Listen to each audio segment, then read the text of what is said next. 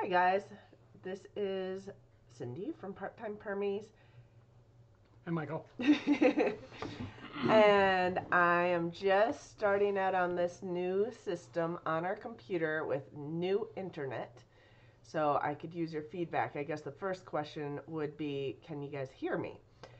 And how is the volume would be a second question. If you guys get this. I'm playing with a OBS system, which a lot of people use for the live shows, which enables you to like switch between pictures and web pages and all that fun stuff. But I want to make sure this is working. We'll see. I guess the first thing to do.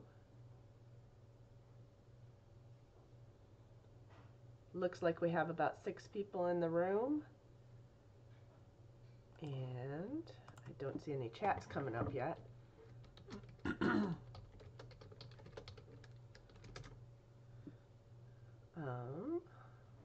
try this out. We have a few things to go through today, but I want to make sure you guys can hear us first. If not, I can switch microphones. Video and audio are clear. Thank you, Finite World. Hello, hello. Awesome. So we have, first announcement, we have new internet. And it is like 25 times faster upload speed, which is crazy. It was taking me like 3 hours to upload a 10 to 12 minute video. And I think the last video I uploaded took about less than 15 minutes. It was amazing. Awesome. So hi Bree, I gotta switch.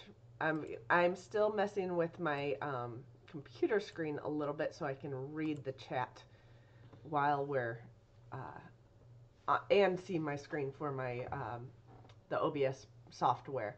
But hi Bree, hi Lori, welcome, welcome. Awesome. I'm glad this is working. So hopefully this will be the new system, as long as I don't mess up my new software. This is the first time I'm trying it live. I did play with it a little bit yesterday.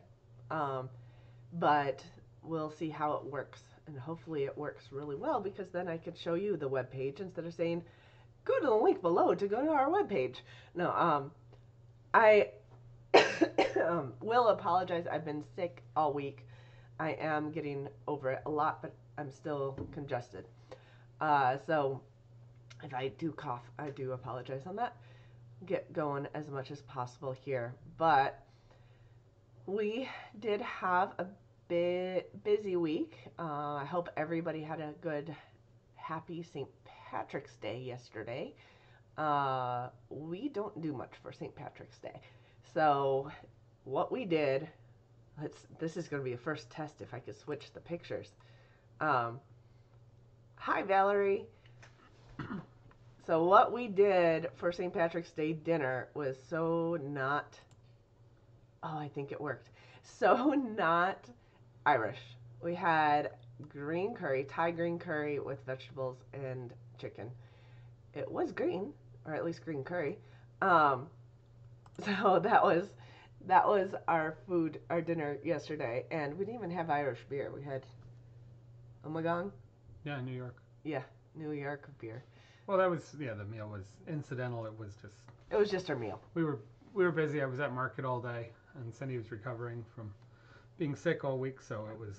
I was craving. Nothing special planned. I was really craving vegetables, and that kind of hit the spot with all those vegetables in it. So anyway, and I think we have a cat who wants to join. Yeah. He is begging head to come up in the top of the screen, I think. Well, you can sit back a little bit. I'm not sure if I can adjust the top of the screen. Might have to play with that for next time.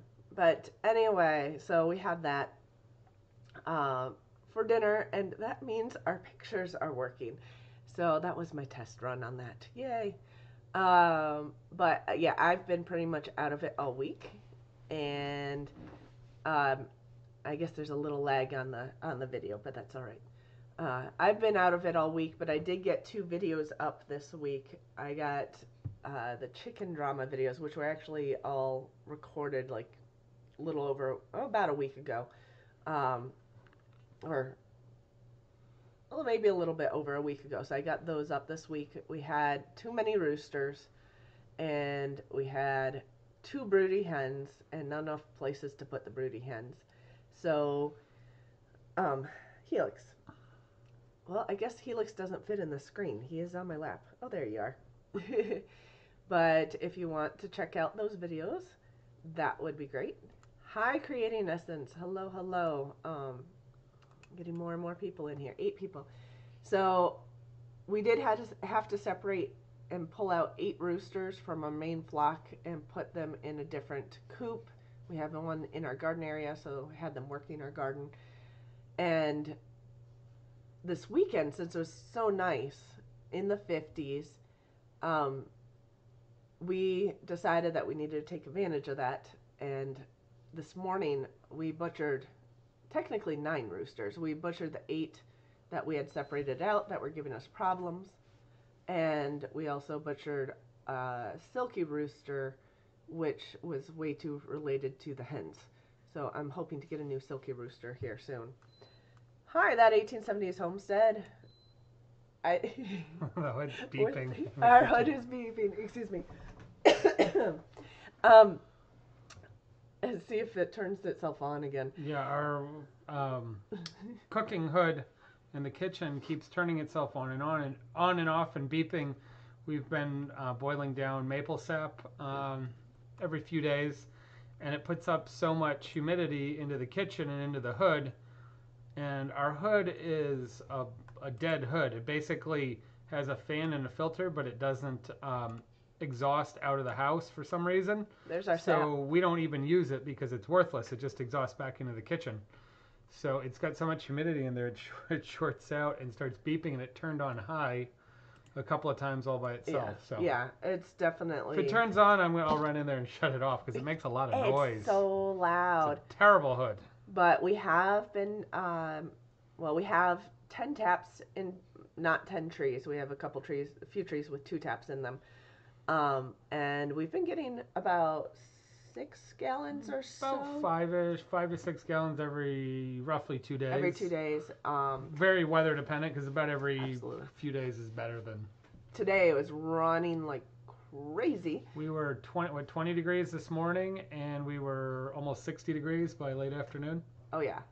So this morning, oh my gosh, we woke up early because we wanted to get the roosters, butchered. I didn't get a video of that this time because we've done that before. But we wanted to get them, get through all the butchering early today. So we got up at like 6:30 or so and went out, and we're like, it's supposed to be a high of 53.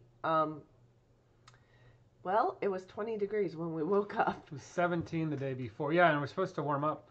So we spent the alarm went off at 6, and we're out by 6:30. By the time we were out there, we were pulling out, everything's packed into the barn. I've got stuff stored in there for my business temporarily, and then we had stuff stored away for the winter when we did our late season butchering.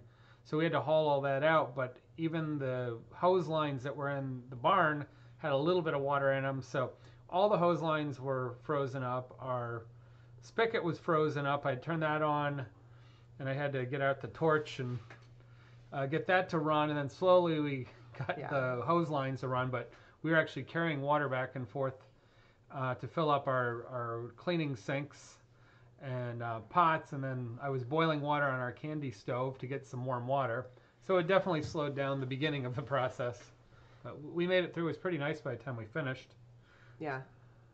Well, yeah, I mean, we did make it through. It was actually, by the time we were catching chickens, I had layered up because I'm like, I've been sick.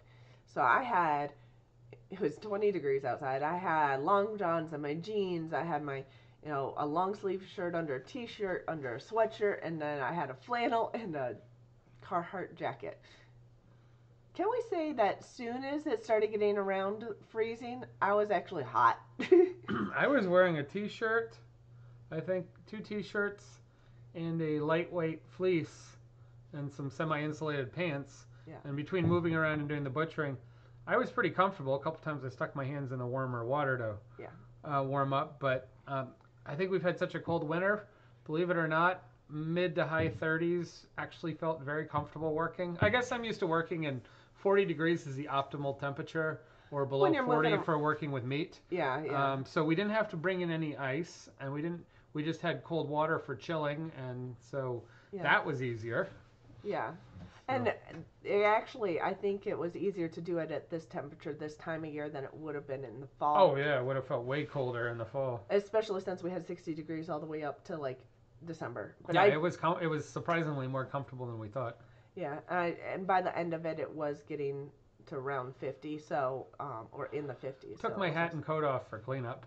Oh yeah, I was in between catching chickens. I was slowly losing some of those layers.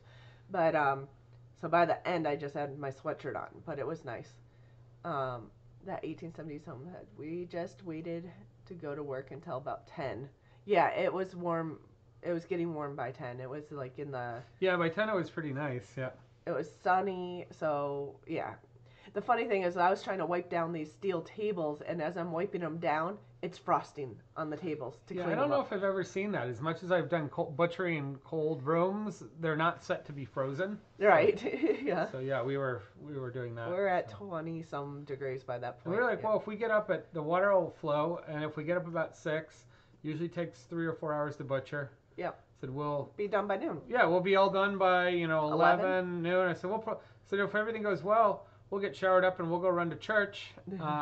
If we're done by 11. It was like 1 o'clock because of all the because we had to wait for everything to thaw. Yeah, thawing and extra work getting things out. So we didn't do it efficiently, but we got it done. Yeah, but we did also get to open up the hoops, the garden hoops, which I don't think you closed that up tonight, did you? No, I didn't. Probably need to after put the the chickens show. away. Yeah. Yeah. So yeah, we've been busy today. We did that all morning. And I pruned the suckers off of the apple tree. Oh yeah. When I came in, I guess, or worked on something else. So yeah, we've been busy today, but it was so nice. I just wanted to go outside and fall asleep in the sunshine. It was gorgeous.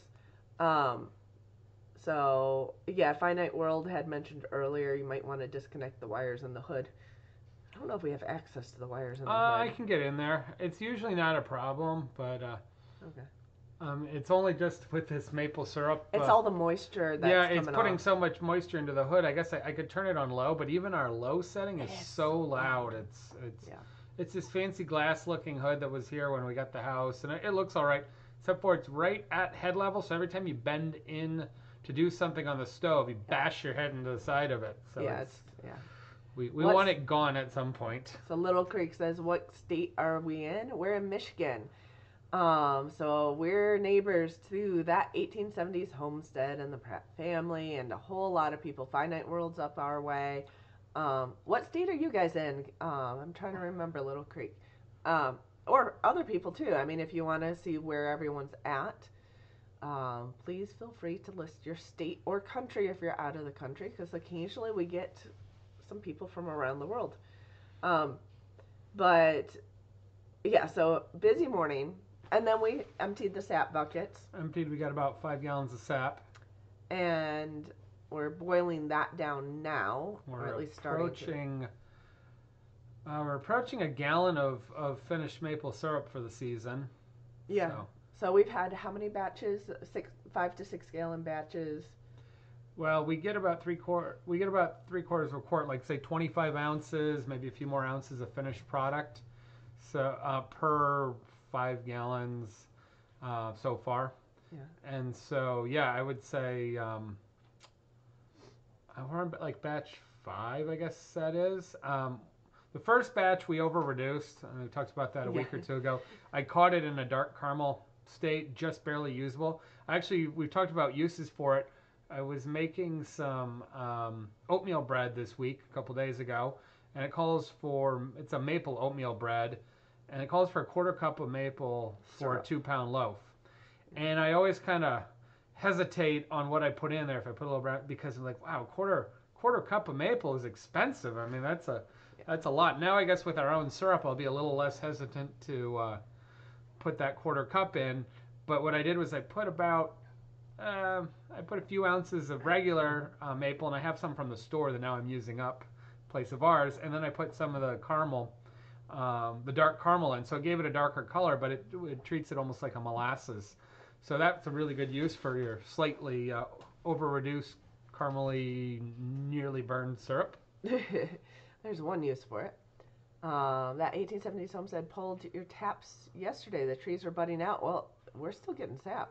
Yeah, we really haven't budded out. There are No. barely, like, you could almost see some tip, but not yet. So, yeah. I don't actually know when the best time to pull the taps are.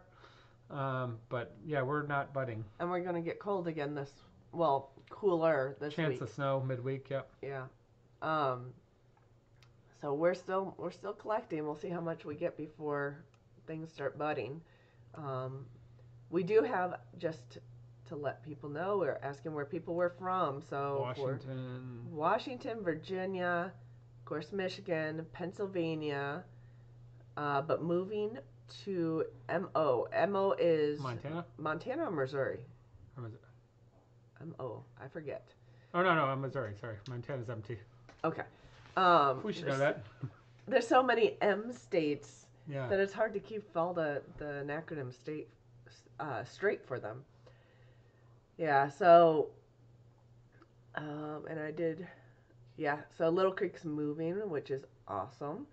I hope that goes well. Are you moving to some bigger land or something along those lines, or moving to Homestead? I haven't seen many of your recent videos, and I apologize there. And then Homestead Wannabes, Michigan. Yep. The weather was a teaser last couple days. We found though that the weather's been good for maple this year. Last year it peaked really early. People missed it for the most part. It was a very short season. This year we've had a lot of freeze thaw cycles. It did start real early, and we didn't go in on the first week or so. But but we are. But I think this year's been a good year weather-wise for collecting sap. Oh, so yes, at least in southern Michigan. Yeah. And yes to Missouri. Cool. So that was definitely a busy day, but if you want to see what it really looked like this morning as we're getting ready for our butchering, just as the sun was rising, it was gorgeous. Definitely. Yeah, we've had really red skies. When I was driving into market yesterday, super red off to the east. Yeah. Well, you get that more often when there's some clouds. We had a full blue sky all day today. Yeah. I'd heard years ago, I don't know if it's correct, but southern Michigan gets something like 13 or 14 days of considered blue sky days the whole year. We are cloud covered almost all the time. I don't know how they get that stat if it's got to be the entire on day average or whatever, for the whole state, because it depends on where you are in the state. Well, it was southern. This was for the southern, but anyways, we had a blue sky day all day. So yeah, it was gorgeous. Which also leads to cold nights usually. Yep. But moving from a trailer park in the mountains of northeast Pennsylvania to 10 acres in southern Missouri. Awesome. That'll be nice. That's a big change. That'll be awesome. So I wish we had 10 acres. We're on 5 acres here. But, I mean, we only use really 2 acres. The back 3 are all woods with some trails, so we do walk back there and do foraging back there. Yeah, and we're using 2.5. But actually, if you look at a lot of the homestead plans and permaculture plans, you keep it close the to the ideal is 25 or 30% to be hardwood forest. Yeah. In the bigger perspective of land management and water management and light management. So we're actually on, in good conditions for that, having about half or a little more sort of light use at best. Yeah. I wanted to show you one other thing that I noticed this morning, today, for the first time. Well, this isn't the first flower I found. Actually, our herb of the week is the first flower I found open, but we do have our first planted flowers opening up. Our crocuses are just very starting tiny to open. ones. Yeah. Like half size. Yeah, and actually I think our previous owners planted these. We didn't put those in. I put some bulbs in one year, but not many. Yeah. So we do have a few of our crocuses coming up, which is cool because it's definitely spring. We also have our garlic in the garden coming up. So that's actually doing pretty well. And in our hoop, our low tunnel, whatever you like to call it, in our garden, we've had spinach, and this spinach is getting ready to harvest. So we're going to get probably harvesting that next week. We're going to make a video, and we're not going to describe it too much, but we will be making a video that includes this with some of our meal. We also have, in January, we harvested mustard greens, and they're growing back. So these are the mustard greens. We cut them all the way down, basically, and used them in early January in the low tunnel. And this is the growth we've had since then in the middle of winter, basically, which is really, I think, is kind of cool. Trying to see if there was anything else. Those were the main pictures I wanted to show you guys, but let's see here. So we do have things growing. The other things that are happening, and I did want to mention before we get into the herb of the week, of course, we have this. Actually, I've noticed 3 so-called weeds growing in our garden that are edible right now. I did notice and pull out some chickweed earlier, and maybe one week I'll do a herb of the week on chickweed, but we do have our herb of the week, which actually see if I can pull this up. I'm going to, let's see if I can pop out the chat. And so if you want to go to the webpage yourself, there's a link below. But let me make it bigger. That is the herb of the week this week, and I think that worked. So herb of the week this week is hairy bittercress, and we have a bunch of that in our garden too. A lot of people consider this a weed. So I did want to kind of get into it a little bit because it is edible. It tastes, some people call it pepperweed. Our foraging guide calls it pepperweed. And it does taste a little peppery, especially as it gets big. But it's really mild when it's small. So we do have bittercress. A lot of different names for it. There's a couple types of bittercress. There's wavy bittercress and hairy bittercress. And this is a picture of the flowers of the hairy bittercress. The hairy bittercress does contain a compound. If you want me to try to read it, I think you can see my mouse, and I can highlight it. Does have this compound in it, which is found in watercress and radishes that give it that peppery flavor. So it's very similar to that. When it goes to seeds, it does drive adults mad who are trying to keep weeds out of their garden because kids love to flick the pods, and the thing with the pods is it springs the seeds out of it. So the seeds go flying and flicks and hits the next pod, and it'll just set off a chain reaction of throwing the seeds everywhere. But if you want to take a look down further, I have a few of these pictures. These are all from our garden, from under our hoop. So the bittercress that's growing in other areas of the garden isn't quite as big, but this is, just to give you an idea, these are tiny still. About those 2 or 3 inch round. Yeah, they're a few inches round. The flower is like a centimeter wide when it opens fully. These aren't completely open yet, but the flower does have 4 white petals. But you can forage for this all over. It grows really abundantly, and you can get it anywhere where it's sort of a light, warm area. Disturbed around soil. Around this time forward, you can forage for it. It's one of the earliest. And in fact, just do the winter, like this, this time or even earlier, you can be pulling it. And Noah's Ark, you don't look hairy.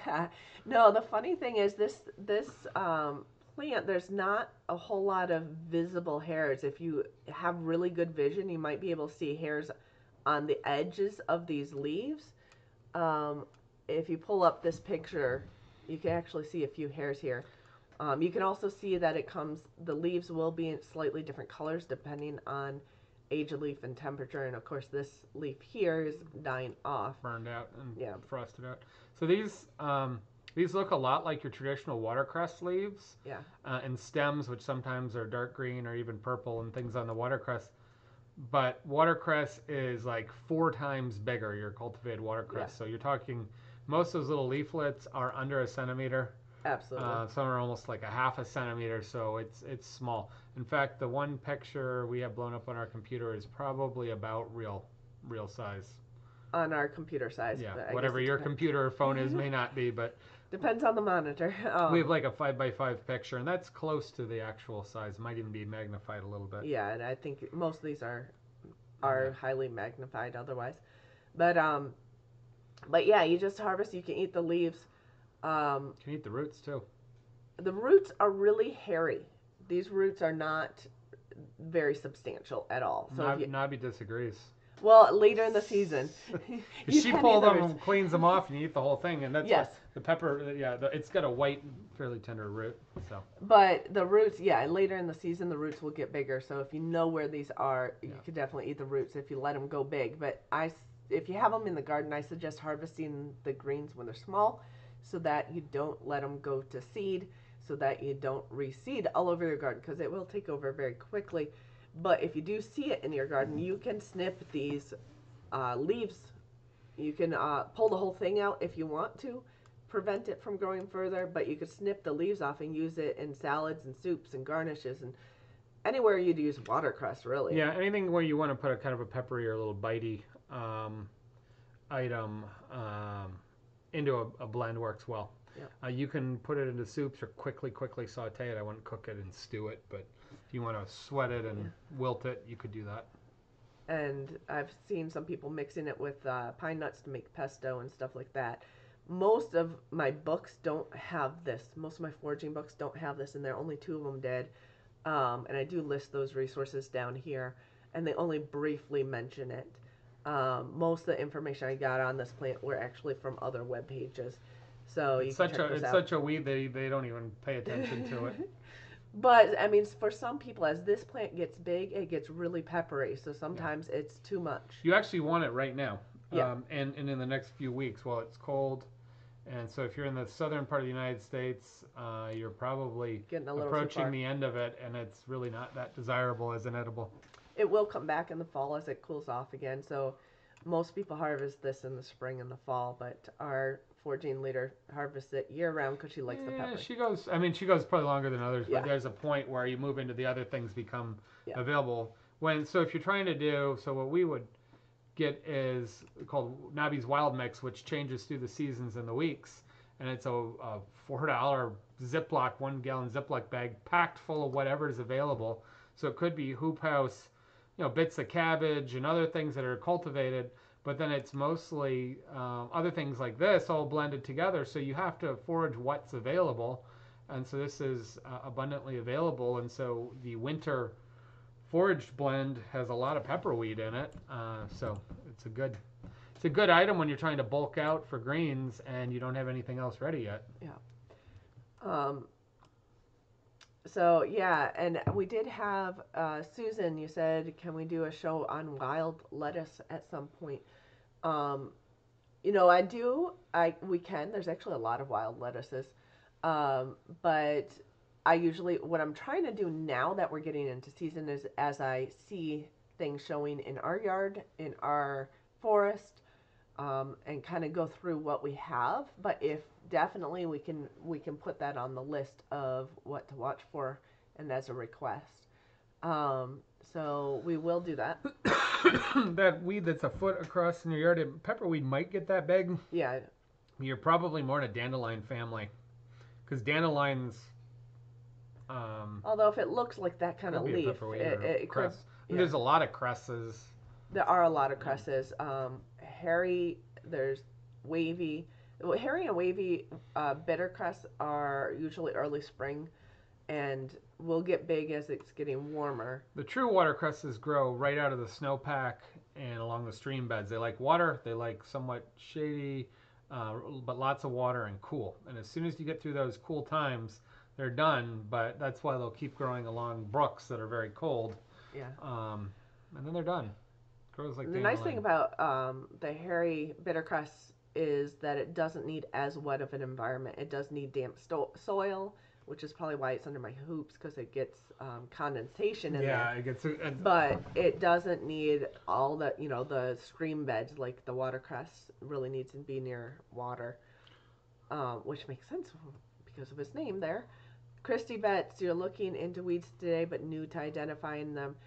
Yeah, I definitely would not necessarily eat anything unless you're absolutely 100% sure. We started getting into weed identification probably about a year ago, just because of doing foraging and realizing that so many of the things we overlook, as Nabi says and Daryl Patton and other people say, they're just weeds till you know what they are and they have a use, and then they're no longer weeds. Now they're desirable. If you put all these other fruits and vegetables in front of people that are used to shopping at the grocery store and buying cans of stuff and frozen stuff, everything looks like a weed. Yeah.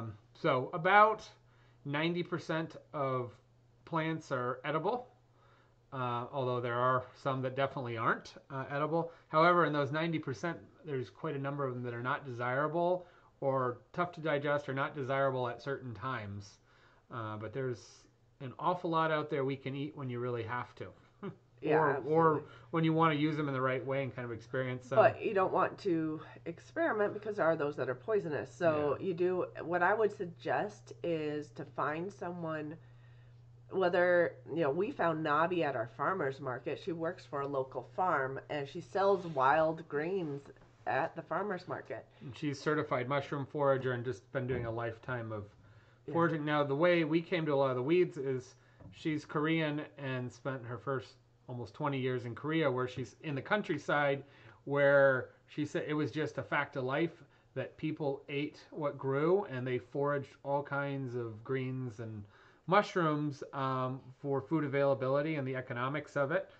And so they said they just ate everything, and things like we would try and throw away and kill. She said people would get upset for picking those things out of their property and out of their yard. So she grew up with that tradition and came to Michigan many years ago, but also the climate's similar, so a lot of it transfers, and then she's also trained. So that's her background, is true foraging and need and desire to eat and better the meal through what exists. Yeah, so, I mean, people used to know what you could eat, what was medicinal. Yeah, we just forgot because we started buying grocery store. Yeah, I mean, we stopped growing our own food. We stopped foraging our own food as well. So there's, a lot of knowledge lost in the last 2 generations because of that. So if you do find someone local who can help you identify, and just start with a plant or 2 at a time. Don't try to go and remember them all at once. But, or if you have someone at the market who you know does foraging, pick a plant and take it to them and say, what is this? Is this something? If you find the mushroom foraging groups, because that's so detailed and specific, you're usually going to run into some people that are pretty deep into foraging. And they may all be foraging a lot of other things. It's just the high value items or the mushrooms. And if not, they still have an eye and a detail for what things are and may be able to help you out. Or lead you to, there's always somebody in a conservation group or a university. There are so many people around, it's just finding them. Yeah. And it is truly taking baggies of stuff and putting it to them. And that's what we do with mushrooms. We go, we don't know what this is. We bring a baggie, we just isolate it away from anything we'd eat. We bring a baggie, and then usually it's like, nope, don't know what it is, don't eat it. But occasionally it's, so yeah. Morels, I saw a question. Morels, at least in our area, southern Michigan, we're way too early. It will be around Mother's Day, typically, within a week or 2, plus or minus. Yeah, if it's wet enough, if it's warm enough, but still cool, So just a bit too early right now, but you have to have the perfect. You want the soil to start approaching 60 degrees, I think it is. I think it's during in the day. 50s to, I think it's in the 50s to around 60. Your topsoil. Yeah. And you need to have a decent amount of moisture. So usually your mushrooms take off after your first heavy, soaking day, not pouring rain, but a nice day or 2 of soaking rain and achieving those temperatures in a somewhat moderate night. And when you get a couple of those, that's when they'll take off. Yes. Oh, I know Archie did also mention dandelions. I think a couple of people did. Dandelions are very edible. The Italians love them. Super edible when they're young. Yeah, especially when they're young. They're But chicories. So. yeah, chicory is well, the blue flower chicory. If you know that plant, that's edible as well. Um, so yeah, most people know dandelions. You can eat the flower, you can eat the leaves. They get bitter as they get more bitter as they get bigger. So You can that's eat the root. you Yeah. can you can Yeah. eat the root. The Italian ones get like this big, and you can grow them through much of the season until it gets real hot. Yeah, But the wild ones are perfectly edible as long as they're in soil that hasn't been sprayed or contaminated exactly. for picking. When we lived in New York along some of the parkways, people just stopped their cars and hauling them off the sides of the road, which may not be the best place. No. Although it's kind of big grassy areas. A lot of different ethnic communities, Italian especially, it's really traditional to go harvest. But the Italian dandelions, the wild ones, are even bigger. Yeah. As they get older and it gets hot, they get very, very bitter unless you want to hit them with a ton of vinegar or lemon juice and olive oil and you really like bitter. Yeah. It's time to stop eating dandelions by late spring usually. And Christy, I forget. Did you state what state are you in right now? I forget if you mentioned that earlier. Just so I know, if you're similar to us, if you're in Michigan as well, you probably have this plant, the hairy bittercress, there and chickweed there, um, and those are two very edible ones. But they are ones I would. And chickweed is actually pretty sweet and tasty. Purslane grows everywhere, but that's when it gets hot and dry. The purslane goes nuts. Yes, we get that going in our gardens But too. that for us, that's like end of July, August. Yeah. But this time of year, those are the two biggest weeds that are just starting to take root in your garden, if you have a garden there. Chicory coffee. So chicory is in the dandelion. They're in the same family. So the dried root and the chicory coffee, which is popular in the deep south. I don't think it tastes like coffee. I don't even really like it. But that's a personal opinion. I know a lot of people really like it. Yeah. But it is a dried chicory root and definitely used to make a tea or a coffee substitute.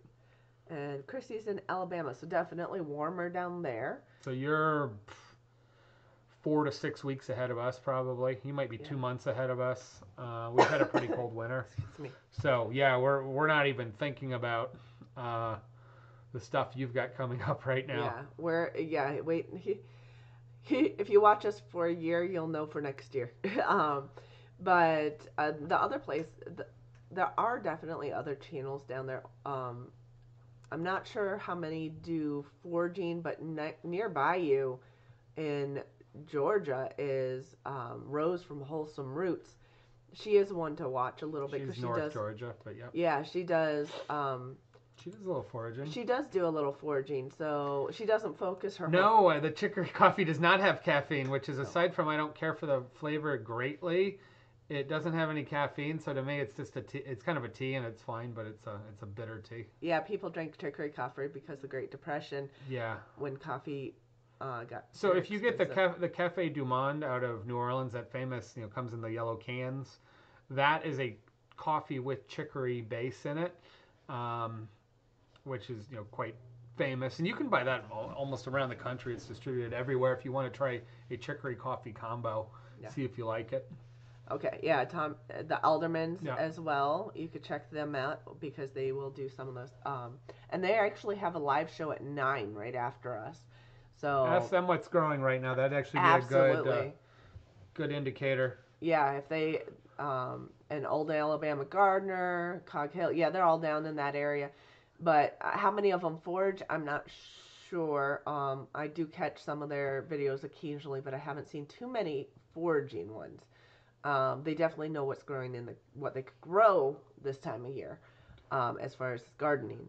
But I lived temporarily off and on in 3 years in Tennessee and some seasons in Georgia, going to school. But it wasn't complete seasons, and we weren't doing some of the same things. So I know some of the climate and I know some of the stuff going on in the seasons, but not intensely. I actually think we get more seasonal and more variety of vegetation here in Michigan, even though it's cold, because we have although there's so much, the whole country has great vegetation, but we really see a wide variety due to the weather changes. Because we do get up to 100 for a short period in the summer. Well, about once every 2 years we get 100 No, degrees. we get a day. We approach 100. Yeah, we approach 100 for a few days every year. Yeah, and then we're definitely in the 90s. Last year we had a lot in the 90s. In early Oh, the summer. aldermans are. Did they change their time permanently or just this week that they went at 3? Oh.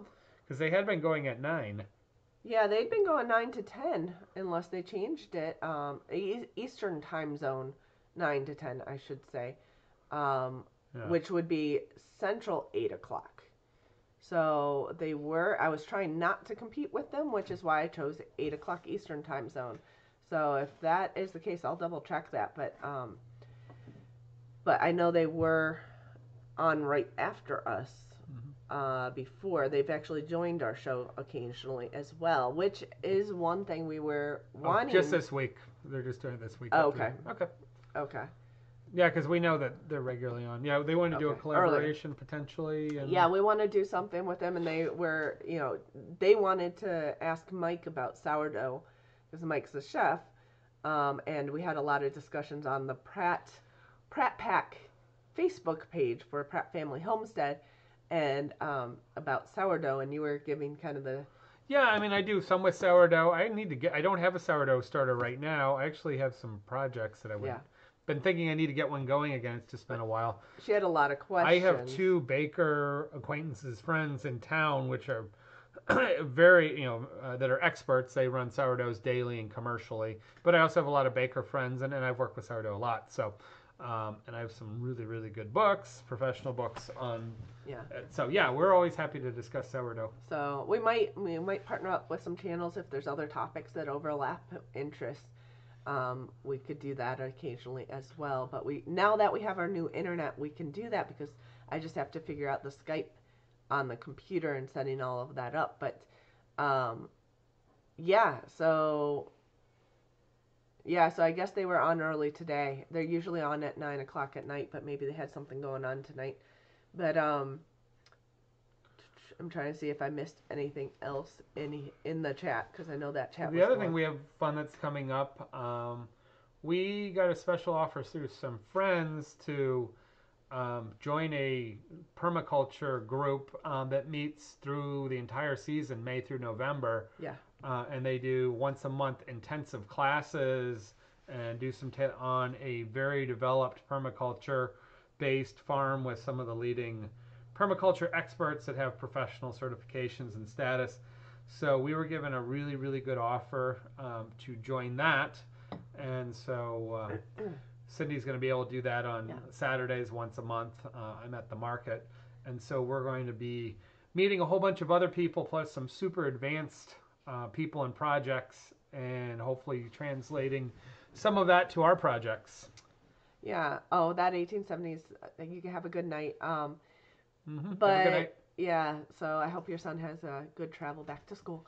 But yeah, no, that is exciting, because what we might have to do is, as part of the live show, is just talk about what they've talked about in class once a month.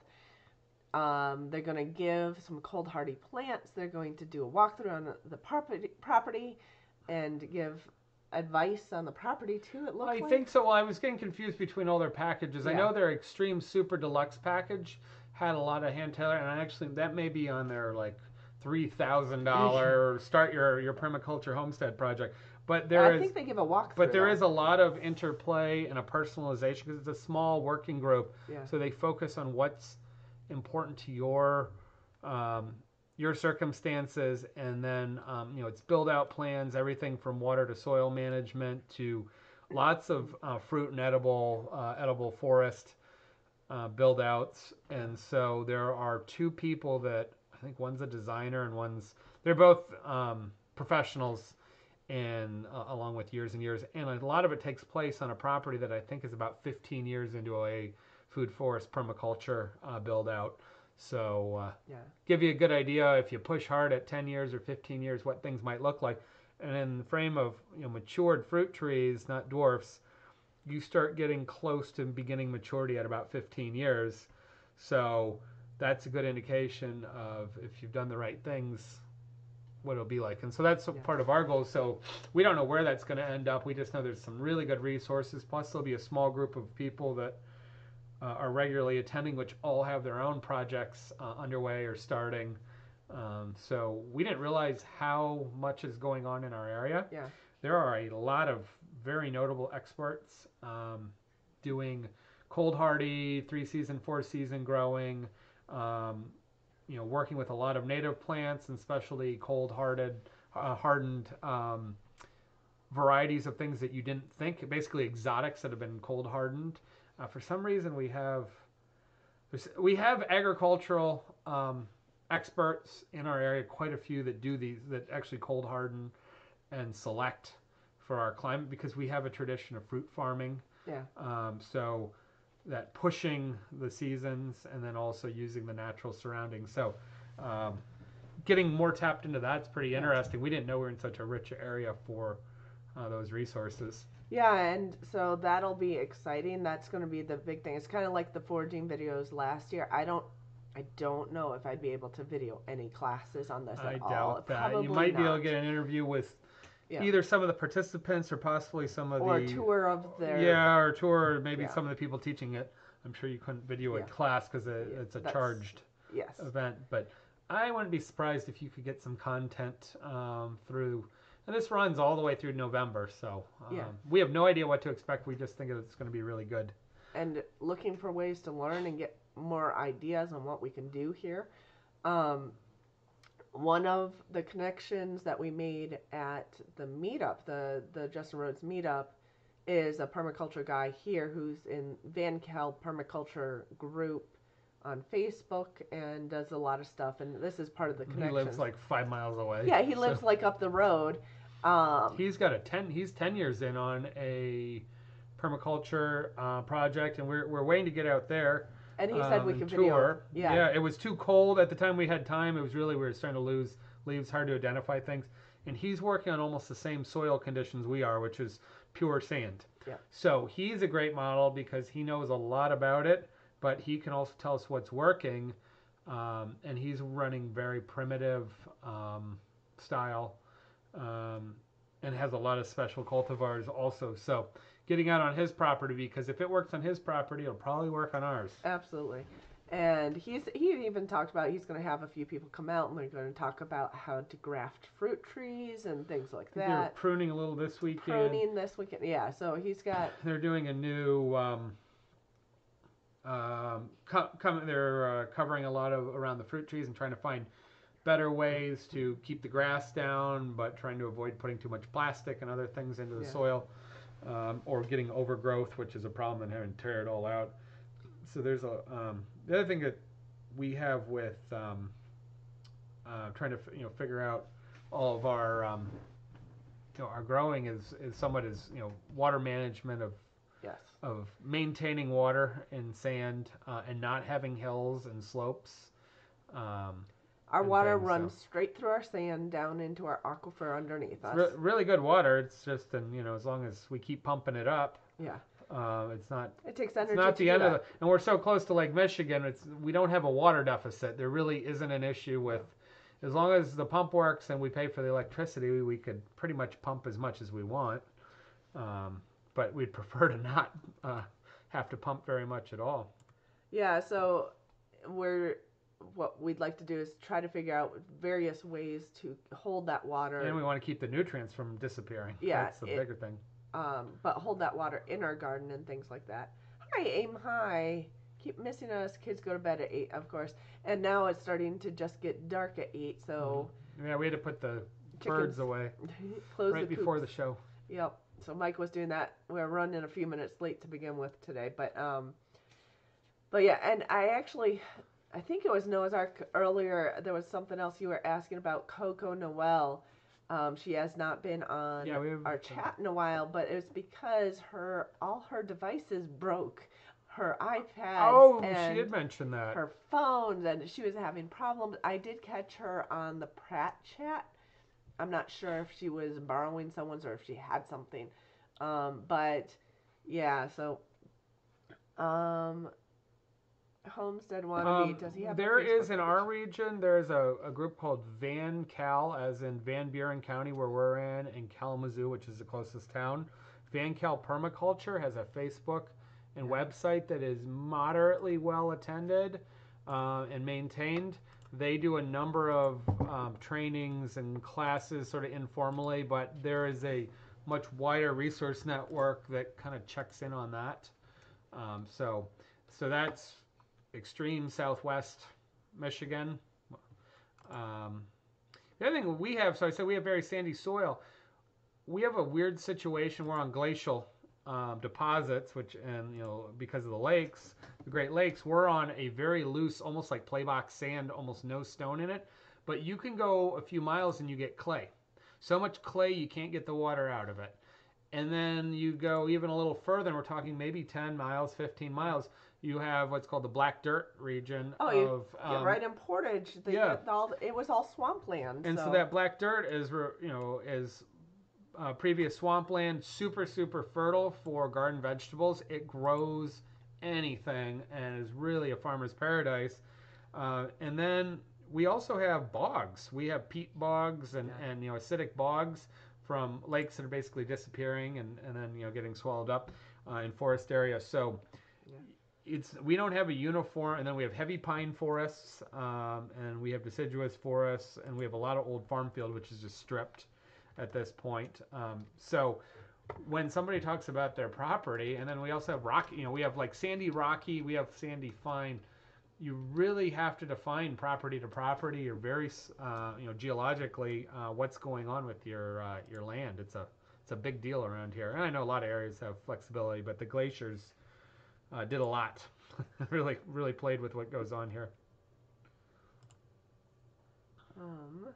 I'm going to show you the web page or the Facebook page. This is the Van Cal Permaculture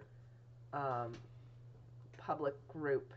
So if you want to, it's moderately active. A few times a week, people have got requests out for all kinds of things, but it's a connection for our sort of micro Southwest region. Michigan stands for, like you said, Van Buren County, which is on the lake, which we're in. We're not. Goes goes to Lake Michigan and 30 miles east. Yeah, and then the next county over is Kalamazoo County. So that's what Van Cal stands for. It's kind of covering people from those two counties, but they have some interesting things going there that you can check out. And there's my chat page. I almost lost the chat page. So Noah's Ark. I mean, the other thing for anybody who doesn't know about Permies.com, which I'm guessing almost everybody does, Permies.com is just like the craziest labyrinth of stuff. Just get on that. There are long lists of topical stuff. There are really practical things. There's way crazy, outlandish stuff that may or may not work. I don't know. But anything that you want to do related to homesteading, existing, growing, building, heating, cooling, water management, Permies has something there. And dig through that for ideas and resources also. So. Yeah. It's not bad to have hills aim high, because if you get the hills are great. Hills facing south, you get a great sun exposure on those. But you have to terrace or you have to swale, but there's probably more you can do with hills, even extreme hills. But I would pick hills over flat. Yeah. Although if you have black dirt and you can just maintain and not lose it and manage it properly, that's great. Good. As long as you don't. A lot of times black dirt comes with flooding because it's low. But yeah. But one other thing I wanted, just to change the topic here for a moment, but I wanted to mention is that if for any of you guys who follow the Pratt Family Homestead, they released a video today that is talking about the Michigan YouTube Homestead Hootenanny that is going to be the second annual one this summer. We went to the first one last summer. It was fun. We're trying to get more and more people involved, more and more. Basically, it's a congregation of the Michigan YouTube channels and their subscribers. So if you're from Michigan, you are definitely invited. If you're not from Michigan, you have to be approved. Yeah, right. You can It's wide open. Anybody can register for the day, or I think there's potentially camping. It's a meet and greet, a fun time for people to meet any of the YouTube channels. Last year, it actually incidentally, it came out of Justin Rhodes coming to Michigan. Yeah. And people that couldn't make it saying, well, we need to keep things going, and which was Justin's sort of charge was, well, I'm just here for a couple days. What are you guys doing? Yeah. Going forward. And so we didn't set it up. It was set up by the Pratts, and that was, we need to do more. And they weren't even at they weren't able to come. They No. had other obligations. So what could people, they said we need to get people together face to face. I think there's about 6 or 7 YouTube channels, a number of people that were guests and friends and viewers of their channels. And so that's the point. It's for everybody to get together. It's potluck, free of charge, I believe. The free potluck, it's going to be at a campground this year. So if people want to stay the night, they don't have to, but if they want to stay the night, it's going to be on a Saturday for the potluck, and then starting at noon. And then if people want to stay the night, Saturday night, they can camp at the campground. You can buy T-shirts and a whole bunch. I think T-shirts or hats, all kinds of stuff. But it's an informal get-together. It's sort of like a family reunion meets YouTube meets homestead. Yeah. Lots of kids and families, and so it's very family friendly. Very family friendly. It is at a Methodist campground, so there are no booze on this campground. It's a dry campground. But it's and they do have some rules about if you're camping, especially and spending the night, camping or swimming and things like that. But check that out. I'm showing the event listing there. I have listed it to our. The other thing that was group. Crazy was last year people brought stuff and did giveaways and raffles. I think there was like 2 items for every person there. Yeah. This year there's going to be a huge seed exchange, which they did previously. So you can bring seeds, you can acquire seeds. It's basically a free exchange. I think Cindy's organizing a lot of it. I'm organizing that. So. Frankly, if you wanted to send seeds and you can't come and you've got some cool stuff that are leftovers, and you put can send them your name and details on it. Yep, you can always send and donate to it. If you would like seeds in exchange for anything you sent, even if you can't come, in that case, I would just send a self-addressed stamped envelope where we can put some seeds back to you. Yeah, the goal, I think, is to get rid of all the seeds. So if you send envelopes and you're not attending, I don't know what will be in there, but we want them all to show up and then all disappear. Yes. That week, by that week. So check out the Pratt's page has, I believe, this listed. I just put it in our group. What's the date? I don't think. July 28th. Yeah. So end of July. So we'll be in peak growing season, which is great because people go nuts in the beginning trying to get everything in and stuff going on. And then, of course, you get into harvest time and it's crazy. So this is a good time where you're sort of at a rest point before things just explode. And I know it's hard for a lot of people with gardens and animals and other things even to get away for a day or an afternoon. I don't know if we're going to spend the night or not. We have not made plans yet. Yeah, no. We will definitely plan to be there at least for the day. The Pratts just put the announcement video up. So if you want to check out their webpage, and they have a video just went up today, I believe, either yesterday or today, going over the details of the Hootenanny this year. So anyone's free to join. Last year we did have people from Ohio and Indiana as well. Frankly, I don't know if we have anyone in the room today from Kentucky, but Kentucky's not that far of a drive. We had people that drove 3-4 hours. Yeah. You got to remember, you can drive. It's almost 5 hours from southern Michigan to the top of the Lower Peninsula, and then you can drive another 3 or 4 hours west from the Upper Peninsula. Yeah. So we had people that drove a pretty good distance. All in Michigan. Just to come to because this is held in southern Michigan. Yeah. It's right close to the Ohio border, I believe. So for those of you who are south, it may still be very drivable because it's kind of center of the state, but close to the Ohio border. People all the way down from Indianapolis area. Yeah. Same with when Justin Rhodes came here. We had people that traveled 3-4. I think somebody traveled like 5 hours. Yeah. To come for the afternoon, which surprised everybody. And the nice thing about this year for Hootenanny is since it's at a campground, if you wanted to drive down for the event and then stay the night, you could drive back the next day, and it makes it a little easier. I think they have somewhat limited RVs spots, and then they also have tent camping, and I think they have some group camping, but it's a max of 8 or a max of 10 I don't know. You'd have to check There's a maximum on how many people you can put on a group site if you're check out the Pratt's video. They have more information to that. Yeah, I think it's close it to is Jackson. South of Jackson, so yes, it's fairly close to Jackson. Central. South Michigan, center of the state, so pretty accessible. You want the hand right there, basically right in the middle to the south. Anyway, two families said they are coming from Ohio. They were there last year, so absolutely. The cases were there last year as well, and they were the ones coming up from Indiana, I want to say. And then, of course, Coco drove a decent distance. Coco's from Michigan, but she drove a decent distance. And is she up by Midland? Is she the one that's... Lisa Sutton is that's up where there. They drove quite a ways. I want to say. I knew somebody drove quite a ways from up north. Fairly up north. Yeah.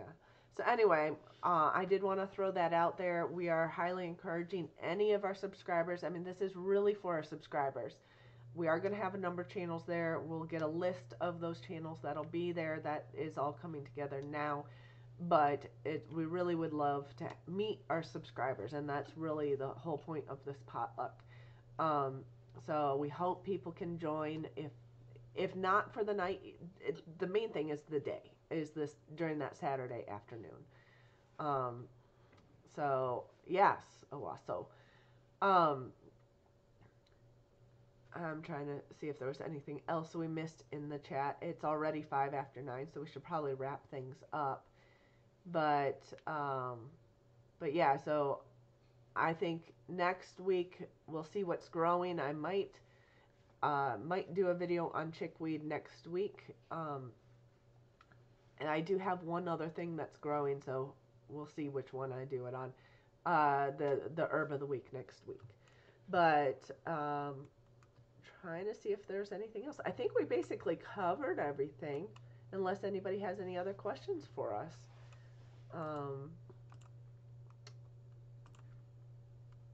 Cindy tried our tincture with her illness, flu. She's like, get the tincture. Let me try a little bit of that. Anything. We're like, no guarantees, but it's not going to hurt anything. No. That was our tincture that has mostly sassafras. Yeah. And about 20 other herbal herbs and spices in it.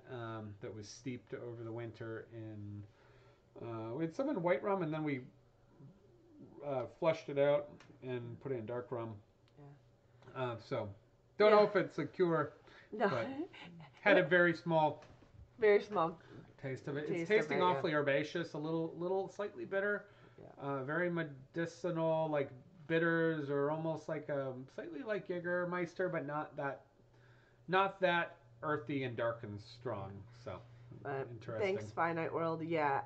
Hopefully my voice will. My next couple of videos, my voice might be crackly like it is today, and a little stuffy and congested, but yeah, I was trying that. I figured if nothing else, maybe the alcohol will kill some stuff in my throat. Well, it's got the alcohol, but you got we had ginger and orange peel, black pepper, rose tips, tons of sassafras from the property, and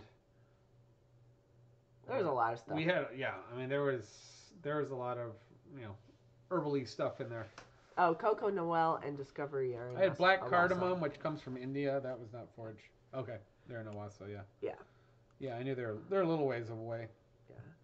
So, okay, but we will wrap up and say good night. I'm glad you guys could all join us. And yeah, and I will just, we'll see you next week. We'll be every Sunday at 8 p.m. If there is any changes in other YouTube channels, I will give a heads up on it. But I'm going to stick with 8 p.m. Sunday nights. Yeah, that works. It seems to be a good time for us. And we'll see you next time. Let me see if I can figure out where to turn this off.